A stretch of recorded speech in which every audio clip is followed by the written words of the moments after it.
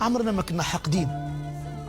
نتوما واخدين المناصب العليا، كتقريو ولادكم في الخارج وكداووا في الخارج وكدوزوا حتى الكونجي ديالكم في الخارج. وحده فرقتوا علينا الحقره، حقرتونا وسط ولادنا ووسط والدينا. خاصكم تعرفوا اننا مواطنين صالحين، ويمكن تنحبوا بلادنا اكثر منكم. وقت ما احتاجتنا حنا واجدين، حنا اللي درناكم، حنا اللي عطيناكم هذه المراكز اللي انتم عايشين فيها باش تخدمونا وباش تلبيو لنا الحاجيات ديالنا وتشوفوا اش ناقصنا. لكن خنتوا الامانه، خنتوا الثقه اللي درنا فيكم. لكن الان تنحس براسي انني وليت وحش. واش عرفتوا شنو هو السبب؟